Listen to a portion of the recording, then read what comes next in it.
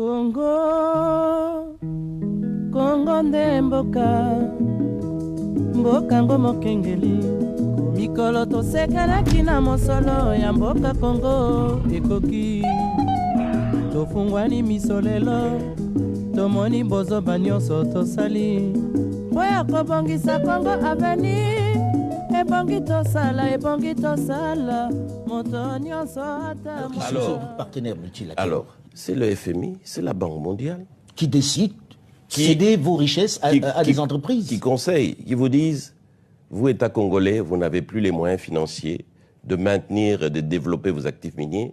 Nous vous conseillons gentiment. Oui, on sait comment on conseille. Voilà, de céder ça à des partenaires techniques et financiers internationaux qui sont spécialisés et qui ont les moyens et ils vont développer ça à votre place. C'est l'erreur fatale qu'on a faite, qu'on ne devrait jamais faire dans nos pays africains. Donc aujourd'hui, à qui appartiennent ces mines-là? Quelles sont ces entreprises qui détiennent finalement la plus importante richesse de ce pays? Quand on dit que la RDC a exporté plus de 1 million de tonnes de cuivre et près de 100 000 tonnes de cobalt, c'est 5 ou 6 entreprises étrangères dans lesquelles, malheureusement, l'entreprise de l'État Gécamine n'est qu'un actionnaire minoritaire qui n'a quasiment rien à dire. Ah bon? Et donc, aujourd'hui, qu'est-ce qui se passe? C'est que quand l'État était seul avec son entreprise Gécamine, seul dans le secteur minier, produisait près de 500 000 tonnes par an, et la Gécamine subvenait à près de 70% à tous les besoins budgétaires de l'État. Mais aujourd'hui, avec plus d'1 million de tonnes exportées, ces entreprises ne contribuent même pas à 17% aux revenus de l'État. Pendant 15 ans, 20 ans, alors que nous avions promis des dividendes pour la Gécamine, des impôts pour l'État pour nous reconstruire, rien n'est venu. Vous savez pourquoi?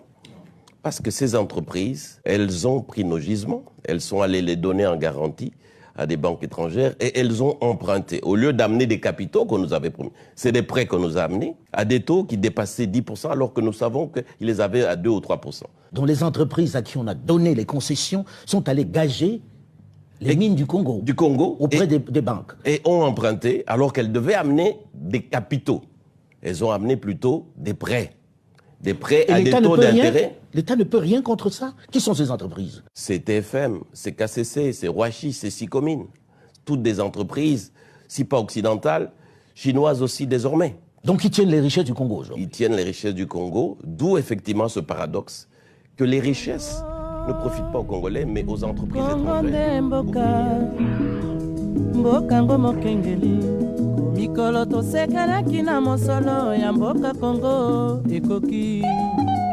Tofungwani misolelo, tomoni bozoba nyonso tosali. Boya kobongisa Congo.